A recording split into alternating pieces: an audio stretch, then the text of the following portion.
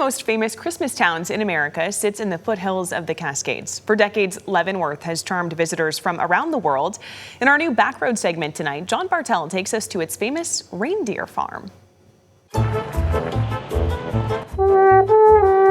In the Bavarian-style town of Leavenworth, Washington, where the Wenatchee River meets Icicle Creek, there's a small farm with a big secret. It's where Santa's reindeer rest up and bulk up before Christmas. It's dinner time here. What are you feeding them now? This is called lichen moss, or old man's beard. Okay. And it grows in the old growth forest. So we have a lot of it here in Washington State. If you didn't know, Santa's reindeer split their time between the North Pole and here at the Leavenworth Reindeer Farm with caretaker Erica Bowie. I'm the lead elf probably around here, but we're a family-run farm. 3 generations of our family work together on the farm every day. So my parents, Kari and Hans Anderson, started the farm. You may be wondering why Santa chose to keep his reindeer here in Washington.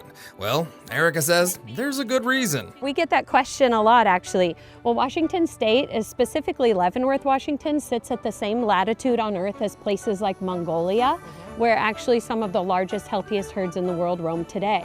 So we're really kind of in the... We're in the reindeer zone. Huh. In fact, Washington State was the last state in the lower 48 to have reindeer in the wild, or what we call caribou here in North America.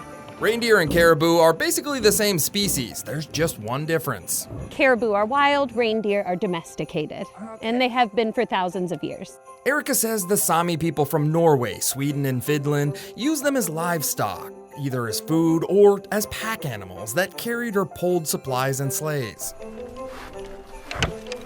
Here at the Leavenworth Reindeer Farm, they're pets, and visitors can feed them lichen moss or willow leaves. But in the wild, Erica says they also eat something else. Reindeer love lichen moss. They love magic mushrooms. Okay. Helps with the flying part, of course. Yep, you heard that right. Erica said they eat magic mushrooms, the psychedelic kind, and Erica has quite the story about how humans found that out. You know, the legend of flying reindeer actually came from magic mushrooms. Remember the Sami people I was telling you about that call northern Norway, Sweden, and Finland their home?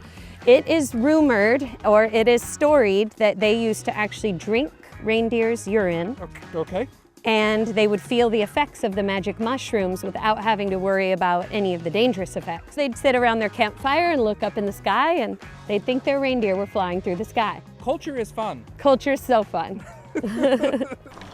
At the farm, you'll pick up some fun reindeer facts, like how their hooves are built to walk through deep snow and how both males and females grow antlers. But beyond the holiday magic, there's a serious message: the conservation of Washington's wild caribou population. Like I mentioned earlier, Washington State still had a herd of caribou as recently as 2019.